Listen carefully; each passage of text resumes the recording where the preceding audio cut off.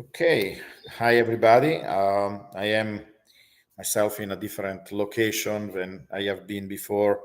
That's why we change of surrounding. I am in Los Angeles at my friend's Dario's house, and I just came back from Vegas, so it will be mostly Stephen that talks about today, plus a little update about the conference itself. But anyway, we usually have this tradition where we discuss a little bit about the channel, assuming that more and more people are coming in. But it's mostly an outlook on Bitcoin from a more scientific point of view. That most of these videos that you can find on the internet are. We are trying to apply different methods that people will apply to other fields, of science, of knowledge, using, this math and physics to try to understand Bitcoin. So it's not a traditional TA measures that people use. It's completely different approach, and this comes from our mutual experience, of Stephen and I being a PhD in physics that actually started in a particular field that is astrophysics, but then in their career we moved to other things like Stephen more on the computational aspects, and me on neuroscience, and we were able to see similar pattern to what we see in physics. And then it came to natural to us to also understand financial system like Bitcoin. So this is our particular angle. Anyway, so we can start. Usually, Stephen has a very nice, prepared agenda, so maybe we can look at that. Okay, I'll go ahead and share screen then. And thank you everyone for joining this evening or whatever your time zone is. Okay, the focus on this is going to be around the difficulty adjustment, which is really also a proxy for the hash rate, for the long-term trend of the hash rate. In the previous show, a couple of weeks ago, we skipped last week because the big conference was going on in Las Vegas, and Giovanni will give us some update and report on that after this. But what we reported 2 weeks ago was that if you look at the difficulty trend, which is a steep power law, and if you limit it to when the ASICs came in, which is in the year 2013, so you have a dozen years, because there was kind of a quantum leap as you went from technology going from CPUs to GPUs and some usage of FPGAs, and then settled on ASICs and transitioned actually during that year of 2013. The ASICs are extremely well optimized. They're actually hundreds of thousands of times faster than NVIDIA's latest GPUs for the particular problem, which involves about, in a single hash, about 1,600 bitwise type, very low level bit manipulation calculations for the double SHA-256 hash. And so what we were looking for was correlations between the difficulty adjustments, so the long-term trend of difficulty, and you can think hash rate as well, since they're essentially the same thing. That's just that difficulty is adjusted in 2 block chunks, and it's just a proportional constant to hash rate, average hash rate. And we found that for the full data set that there was actually a lead, that the difficulty adjustment was leading Bitcoin's price, which was quite an interesting finding for several weeks. It could be 4, 6, 8 weeks, that kind of time frame. But we also know that the bubbles have been coming down in intensity. They've been falling something like a reciprocal law, or if you fit a power law, it's minus 0.83, close to 1 over t, 1 over the age. And if you fit a reciprocal law, there has to be a little bit of an offset at the origin. But it has been coming down. And so, I was very curious as to whether this effect would still persist if we looked at the last 5 years, a 5-year window. So I'm going to report on the findings there. It's going to be more in the bad news category, that the effect seems to have largely dissolved. But I've sandwiched the presentation today with some good news up front and the good news at the end. So the first good news, before I go into the difficulty, which will look at all these different same things that we looked at before if you weren't there, but that includes the power law, the price versus difficulty long-term correlation, and then how the difficulty changes both in the core and the bubble, and then different methods of looking at correlations, including the Granger, which is the lead log, the lead lag, the cross correlation, which includes a lag and lead term, and then something called entropy. And then we'll get to this conclusion that there really wasn't much evidence this time around with just the 5-year data set for difficulty leading the price in the bubble region, which is what we had found before with the full data set. But I'll end with some log periodic models for both Bitcoin and Master, and those will be more in the good news optimistic category. This one is just another chart from Fidelity. I like the charts that they put out, maybe because they're so well color-coded, I don't know. But this is 25 different asset categories, and this is broken down by quarter, but it's year-over-year performance. So what you have is, on a rolling 3-month basis, what is the year-over-year performance? So if we look for the last 2.5 years, the last 10 quarters, out of the 25 categories, Bitcoin had 4 number ones and it had 3 number twos. So it's clearly the best performing and dominant. And the other next best were the Magnificent Seven with 3 number ones and 3 number threes. Ethereum, which is, tends to kind of follow Bitcoin to some degree, number one time and 4 number threes, and gold number one time and 3 number threes.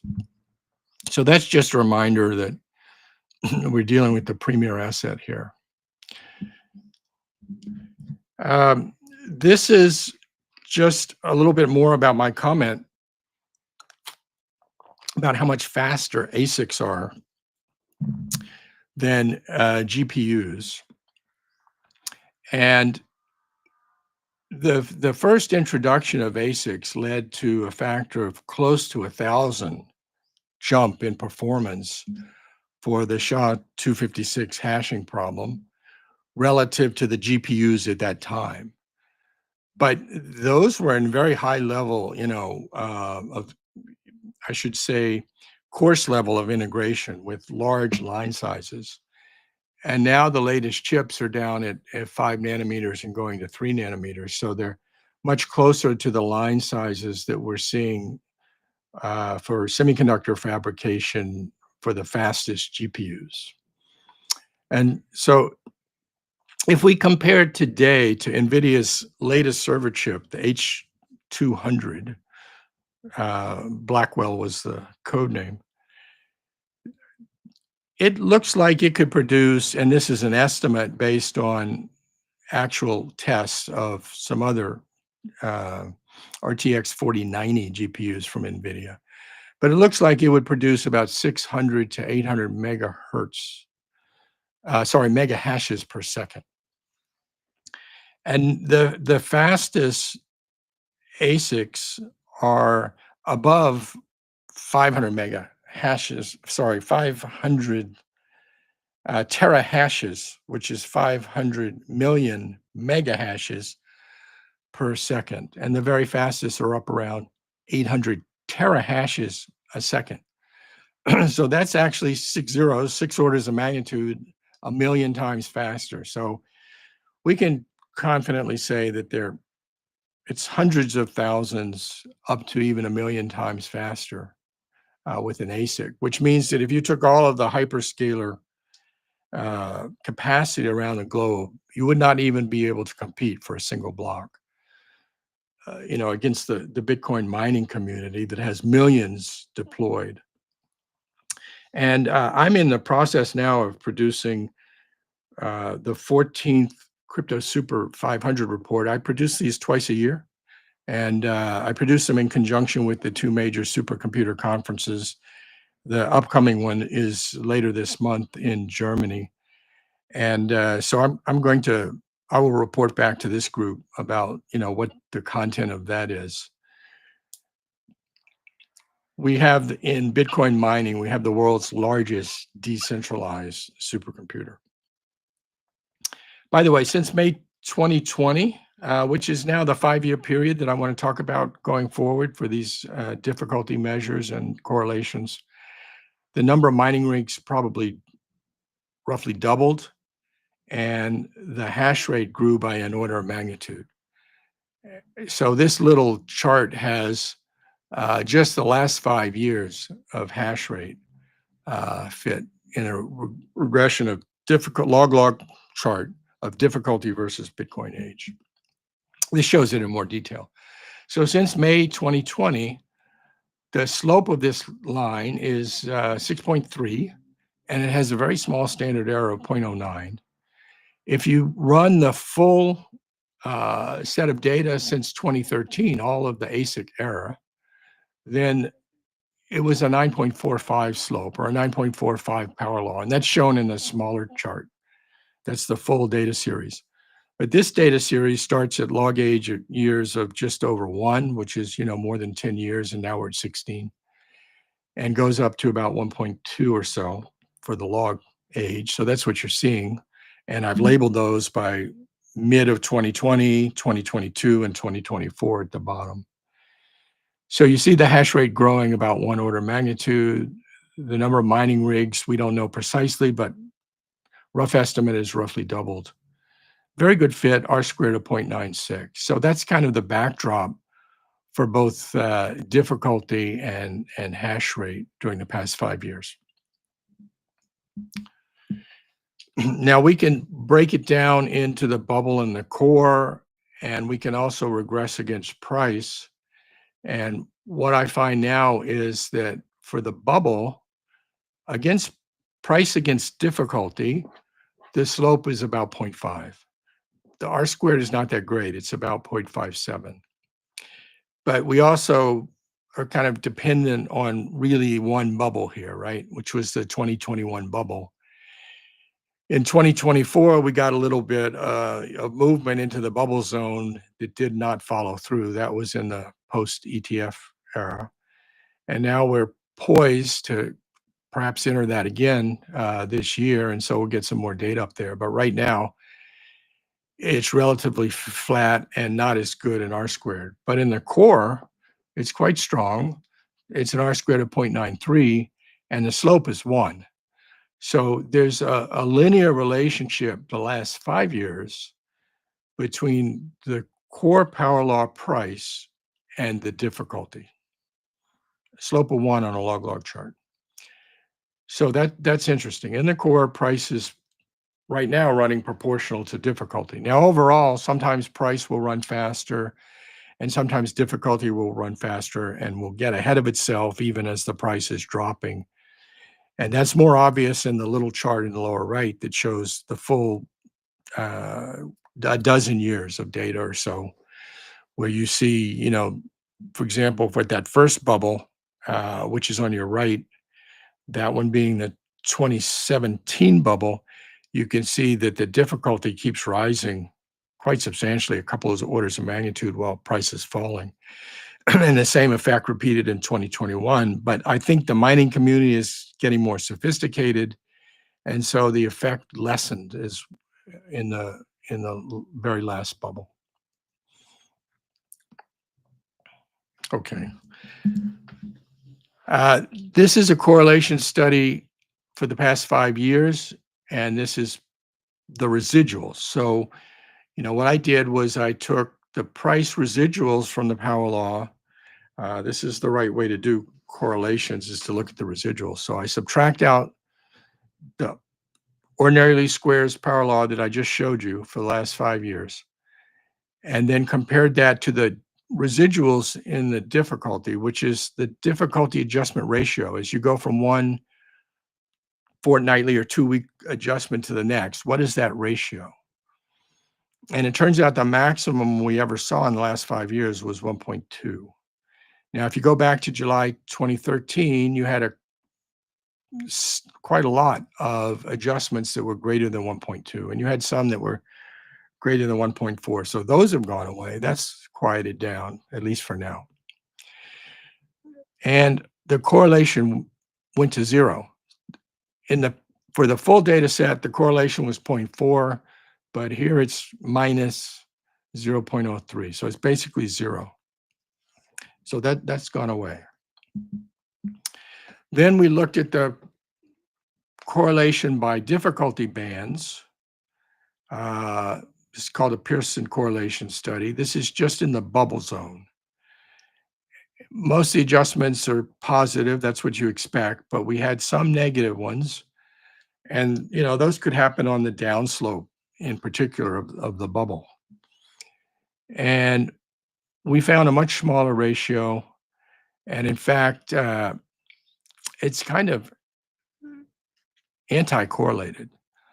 So if you look in the legend on the larger chart, you see the number of data points, n equals 5, and then you see r equals 0.24.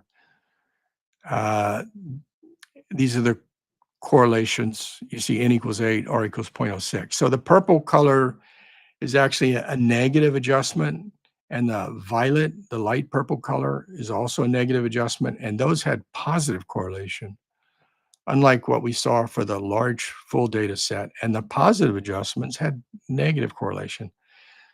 And then if you just look at the scatter plot, you look at the full data set in the smaller graph that is all the data from 2013, you see it's a much wider scatter plot, and you can even see the positive correlation. And we had, for adjustments from 1.1 to 1.2, we had R equal 0.44. So that's gone away. And in fact, we don't even have any adjustments above 1.1 within the bubble zone. So this correlation has vanished too for the past 5 years. So this is how we do science. We find something, we find it's interesting, and it's great. We're happy about that. But then, we have to then drill down further and see, what can we understand it better? What are the details? And is this still holding up? So the next one we do is the Granger causality. And what we had found for the full dozen years or so is shown in the little chart. And here you want the line to be down at the bottom, because these are probability values. They're actually log of p-values, log of probability values. And if the probability is low, that means it's a low probability that it's a random outcome, and that you can assume that there's some causality or some predictability. And what we're doing is we're testing the difficulty adjustment as leading the price residual. And we're doing that for each of the core zone and the bubble zone. So in the small chart in the lower right, what we found was in the bubble zone, you got a very low p-value at around 4 weeks. And so that was saying, and because it was less than 0.05, which is kind of the cutoff level, which is that dashed line that you see, it's saying that, yes, there was significant causality for the difficulty adjustments to lead the price residuals over the full data set. But in the 5 years, it's gone, and it actually flips here for the 5-year data set, the most recent 5-year data set. And what we see is the red line, which is the bubble zone, is always above that dash line and always above 10% and really above about 20% probability. So it just looks like something happening by chance there. There's no predictable lead. And by the way, you'll see lag in weeks, and that's price lagging the difficulty adjustment. And the green is the core zone. And there we see that in the core zone, there's actually a signal there. So we're below the dashed line, which is the 0.05 level, for half a dozen of the data points, and particularly around 4 to 8 weeks is where the strongest effect is. So difficulty leading has no signal for the bubble zone, and there is some signal from 4 to 12 weeks, but it's in the core zone. So that's a flip from what we saw before. Now, the last, I think this is the last test, is the entropy test. And this comes from information theory. And here, to have a higher entropy is a good signal, and lower is not a signal. So the bubble line, which is the yellow line, shows some signal for the entropy. And this, in fact, is in the bubble, and it is the difficulty adjustment leading the price residuals. And so it's around the 0.04 level. So there's a little bit of a signal there in the bubble. How do you interpret it? You interpret it with this chart that I've got the thing circled in the wrong place. So we've got 0.04, and it should say moderate influence. So we're above weak influence. We're at moderate influence here. What we had before with the full data set is we had values going up to 0.06 for the bubble zone, and again, small values in the core zone. And that 0.06 is at the high end of moderate influence. So we were, for the full data set, for transfer entropy, we were at moderate influence, but starting to border on strong influence. Here, we're at the low side of moderate influence, peaking near 0.05, which is kind of the middle of the moderate influence zone. And there was one more test, the cross correlation with lead lag. And before we had a signal, now the gray zone is just 1,000 shuffled trials, and you can think of it as the random outcome zone. And here, all of the cross correlation values are within the gray zone, which is in these shuffled, random outcomes. So there's no signal here. There's no cross correlation lag in weeks, either positive or negative, for difficulty leading or lagging in the bubble for the prior 5 years. Whereas since 2013 in the lower chart, there clearly was a signal where you'd get up to 0.05 and above, and the random behavior was down at, you'd got to 0.5 and above for correlation, cross correlation, but it was only 0.1 for the random behavior. So that too has gone away. So in summary, the only one that held up was the entropy with some moderate influence, but the others are non-confirming. So overall, we have to conclude that there's not lead by difficulty predicting price in the bubble zone. Why do you think is change? Why these conditions have changed? Yeah, so great question. I'm not certain, but I have two thoughts. And one thought, clearly we have less data to work with, so that's some limitation. And then the random zones get larger, right? So it's harder to tease out a signal. So that's the first one. The second one is that the bubbles have been coming down in intensity, and we've shown that the power in the bubbles has been decreasing linearly, roughly, with the age of Bitcoin. So as the bubbles come down, this effect could perhaps wash out. And the third one is just where we're positioned, in the cycle, where we've had this big bubble at the beginning, but our bubble hasn't developed yet. So for 2025, if it's going to, and if it does develop, then, we might see more signal again. But right now, we're mostly not seeing it. And in fact, there's some counter signal where, it works for the core region, but it doesn't work for the bubble region. You have any thoughts on that yourself, Giovanni?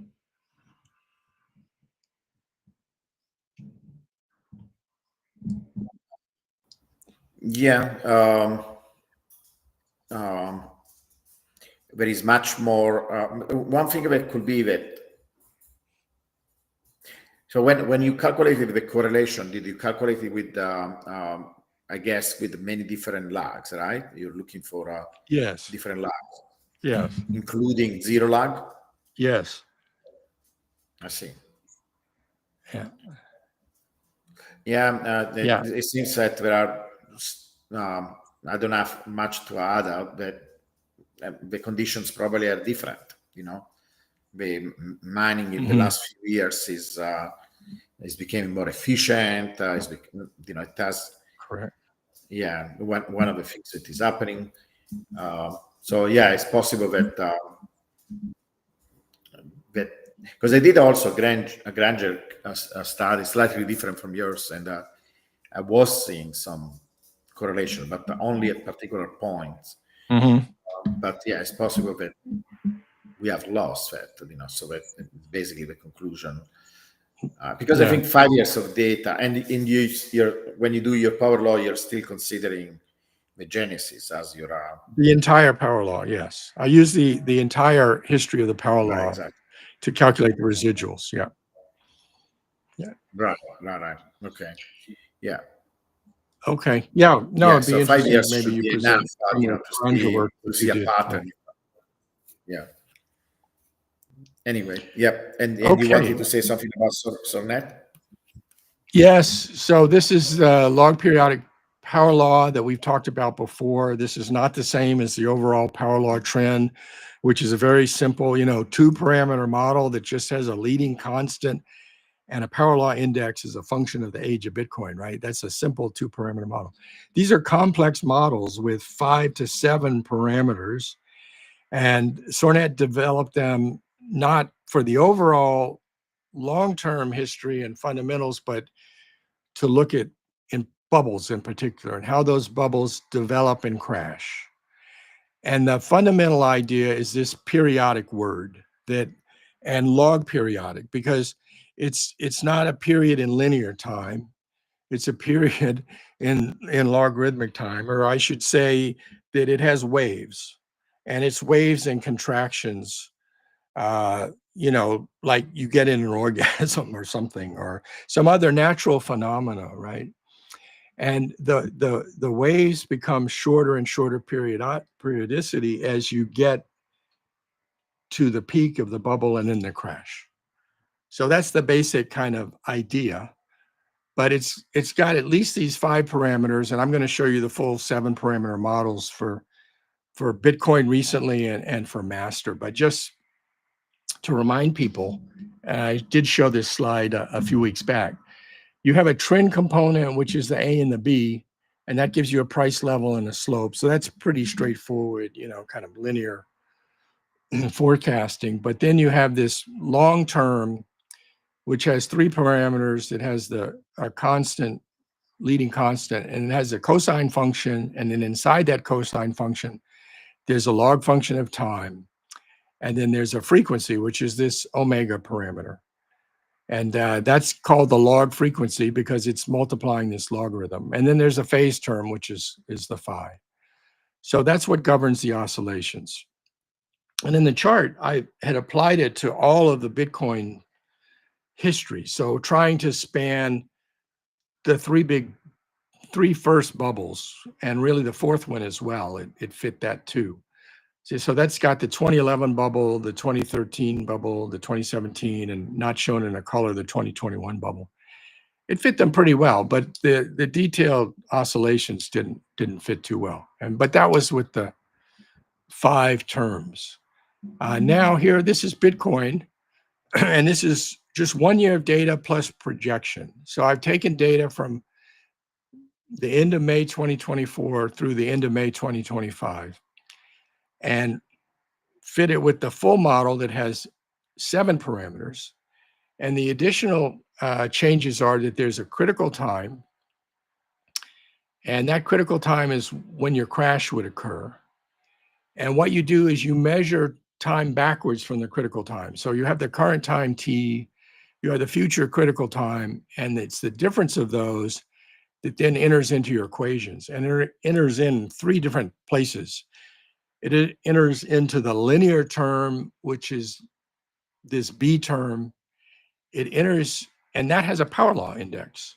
And that index is this M. So what you do is you actually take a power law for that linear quasi-linear development of the slope up.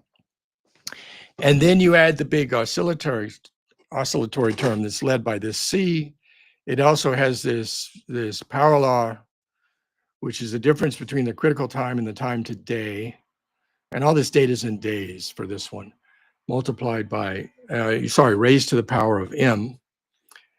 And then you have your oscillatory term. And basically what happens is it gets faster and faster because you're taking a log of the ultimate time TC minus T. And once it gets to 1 day, when you're 1 day before, that log is 0. And once it's shorter than that, it blows up. Because log of 0 is, negative infinity, right? So this is predictive up until kind of 1 day before or a few days before the time TC. So it does a fit in order to determine what we're quite interested in, which is this TC date of when, we would hit a peak and your bubble would start to collapse. And then you have these waves, these oscillations that get faster and faster, governed by this frequency parameter, omega. Okay, so the first term A is actually a log of a general price level. And it found for the best fit, and it has to do thousands and thousands of iterations to solve this. It's kind of tricky. But it found a value of 12. Now that's a natural log. So you take E raised to the 12th power and you get 186,000. So that gives you a rough idea of where it's headed. And then it has this kind of B parameter that had actually a negative value. It didn't contribute much. And then the thing we're really interested in is this critical time.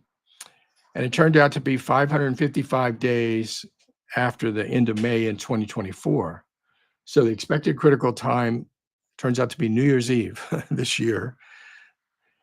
And, omega 9.75, that's governing how fast these things repeat.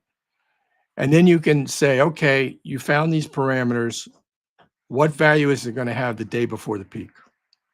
And it turns out to be 178,000. Not surprising that would be close to the 186,000 level. And you can see visually that it's in the 180,000 time frame. Also, when it charts it, it tends to not run all the way up to the final day. So the visual peak is a little bit higher, but then there's going to be some very rapid oscillation there. So what the log periodic power law series is saying for, using 1 year of daily Bitcoin data with Sornet's model with all 7 parameters, it's saying a peak on the last day of 2025 around 180,000. Now, like I said, this is a very sensitive kind of model. So we did a stability test. And what we did is we started with just the first 60 days of the 1 year period. So back, from the end of May through June and July, that data set of last year. And we said, what are the values of the key parameters? And the key parameters we're looking at here are the critical time, the exponent to which you raise the difference between, today's time and the critical time. And then the frequency parameter, which is this omega.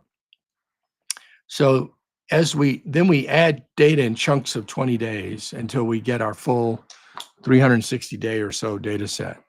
So this is plotting for these 3 parameters, values with only 60 days of data, then 80, then 100, then 120, and so forth. And what we see is, as we got more and more data, the critical time kept being pushed out further into the future until it exceeded 500 days once we had 320 days worth of data. And then it kind of flattened out, which was a good sign.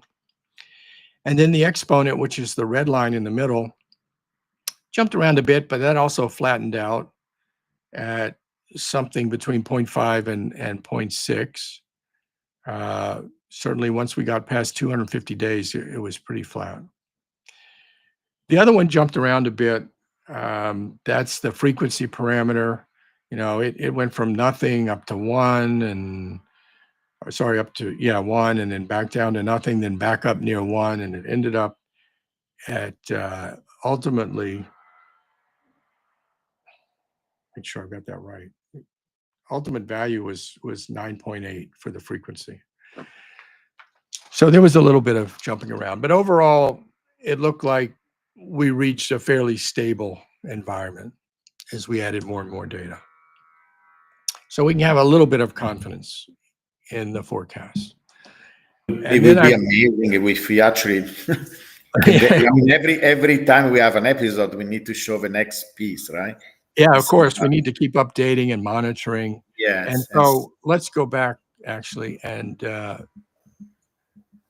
so we should see, in order to confirm this, we want to go above 120,000 sometime this month, right? Yeah. That would at least be some confirmation. It doesn't completely destroy the model if we don't, but it would be confirming if that happened. Mm-hmm. So expect that, and expect another dip, and then more rapid rises and dips. Okay, and then this is MicroStrategy, now called Strategy, 1-year price data as well. And it runs from the end of May 2024 to the end of May 2025. And there's the set of parameters. And the critical time here was 572 days, and it took us up to end of November. This one was even trickier. It was harder to get this one to converge, and it took 10,000 trials to converge and multiple runs, and a little bit of it kind of bounding itself. But it predicts end of November, $940 as a rough peak price.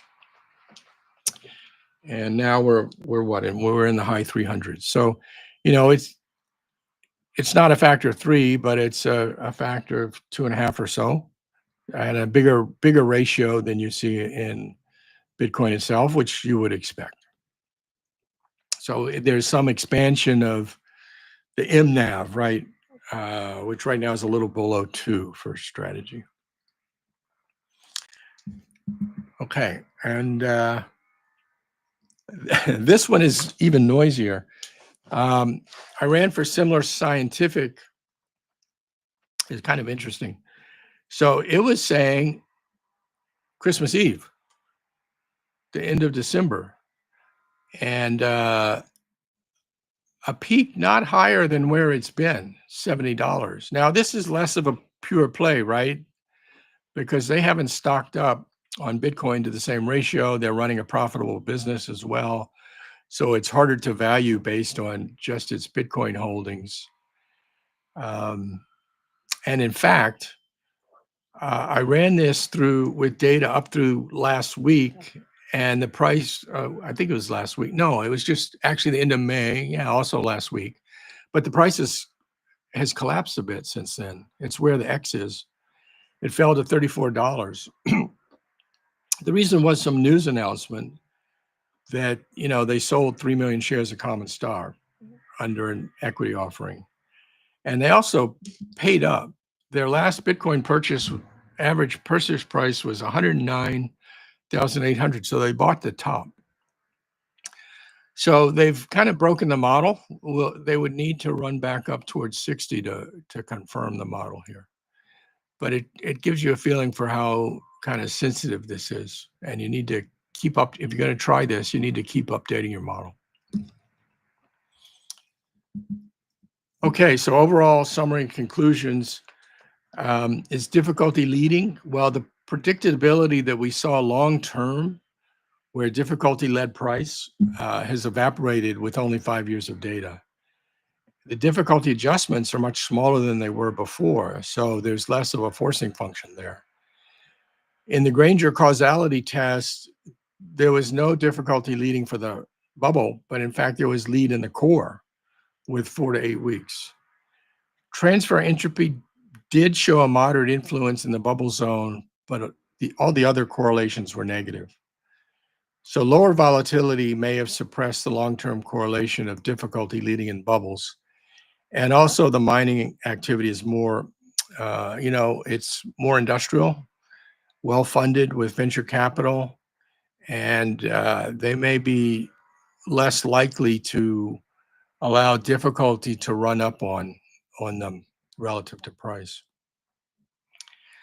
And long periodic power law projections for Bitcoin and Master show right at the end of year peaks, and basically very late November and very late December, and around 180,000 and 940 respectively. But they're quite sensitive to parameter shifts, and you know because we don't have a lot of these waves yet in the collected data. We're going to get a better feel as we get a couple of more waves of data. Okay. With or without bubbles, there's still going to be a power law. Mm-hmm.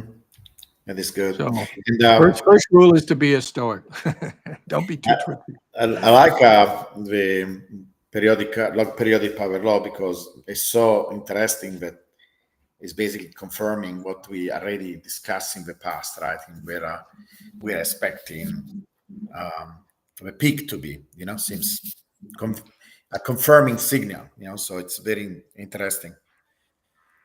And also, there are similarity, right, between MicroStrategy and Bitcoin, but it's interesting that even that, right, we were perfectly in agreement. So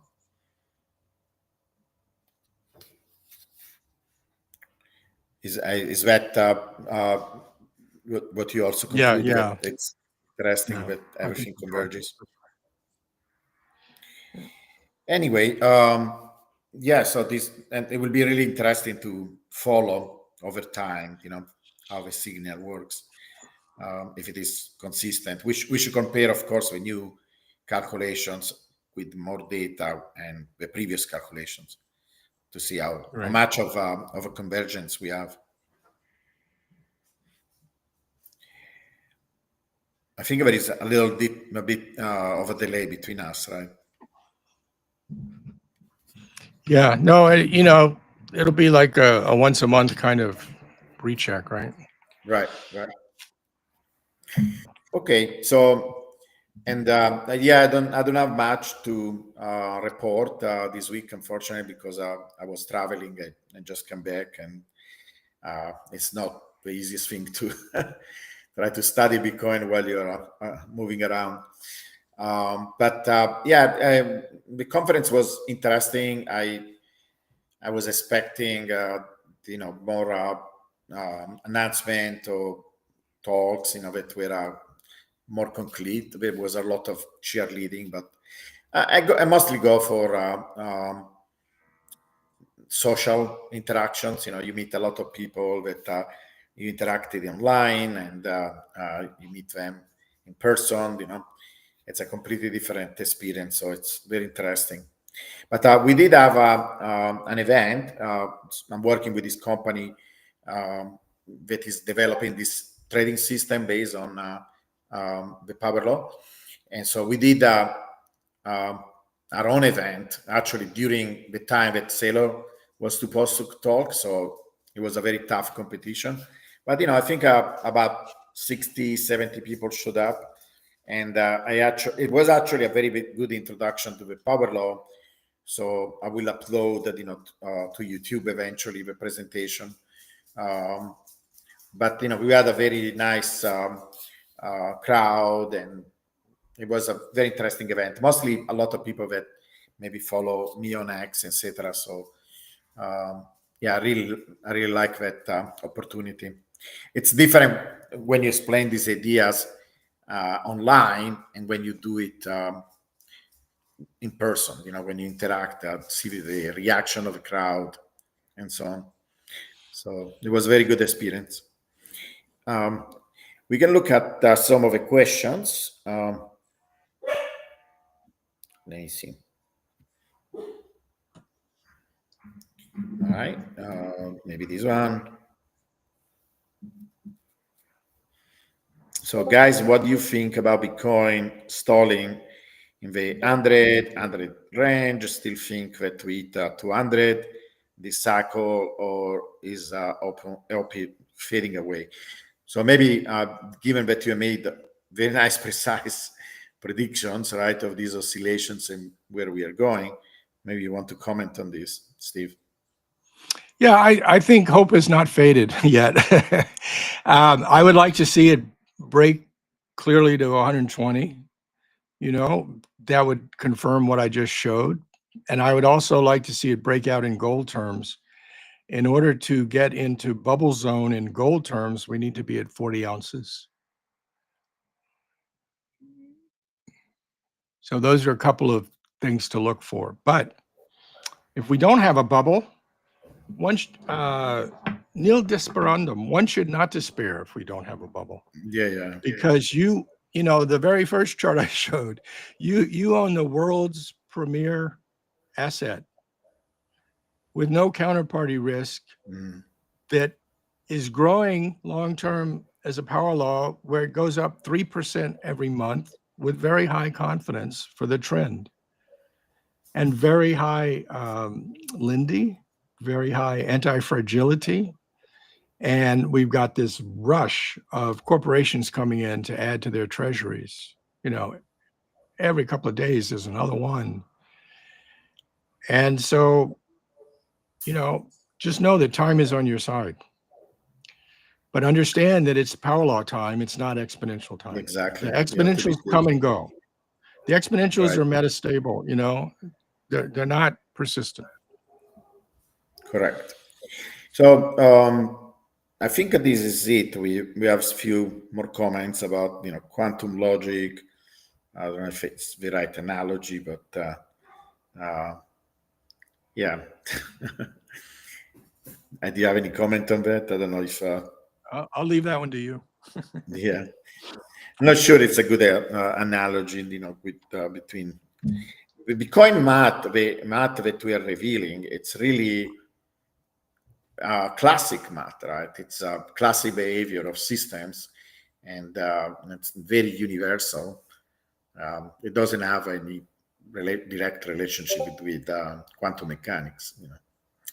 So yeah.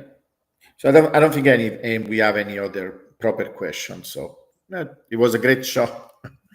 I'm very, very interested in this projection because we are so precise, right? Even major retracement of a price and a sequence of oscillations. So it's. I want to warn people if they run this. I ran these on ChatGPT with a subscription model, and I also ran them with the free. And the free doesn't run as many iterations, and so the results are not good quality. So if you're going to run this, you should have a subscription to whether it's Gemini or ChatGPT or some other service. Free version. Yeah. Okay. I will try actually to replicate them myself. I actually have a Python code to do that. So actually it will be interesting to compare results. Yes, indeed. And, I've run these, in my own environment in Python, and then I've run them in the chat environment both. And you also want to compare those. Very good. Yeah. All right. Thank you. So I will work out. Maybe we can compare them next time when we have our next episode. All right. Thank you, everybody, to stay with us for this presentation, and we will see you next time. Thank you week. all. Bye, everybody.